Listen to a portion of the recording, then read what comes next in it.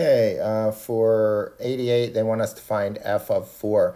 Now, at the time of this video, the electronic book has an incorrect function written there.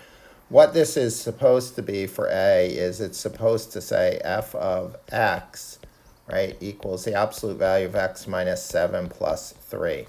So forget about that, right? Okay. So let's do this. We want f of 4. So we get f of 4 equals, I'm going to substitute 4 in for x. So I get f of 4 equals 4 minus 7 is negative 3 plus 3. And then f of 4 is absolute value negative 3 is 3 plus 3, which equals 6. So f of 4 equals 6. And the answer for A in the book again, at the time I'm using it is 0, which either means that this function is wrong, but clearly this function is incorrect. So given this function, f of 4 would be 6. If the function changes in the version you're using, then you're going to have to go from that.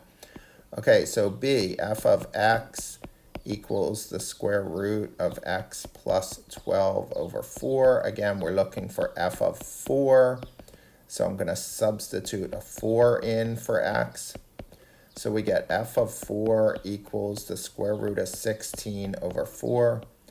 So f of 4 equals square root of 16 is 4. So we get f of 4 equals 1, right?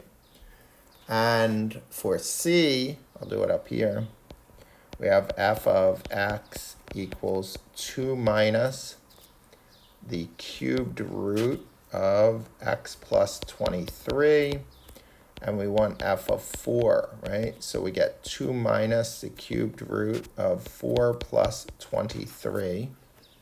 And again, I can already see that the answer in the book, again, at this time is wrong. So guessing that either the function in the electronic book is wrong or something's wrong. So we get f of 4 equals 2 minus the cubed root of 27.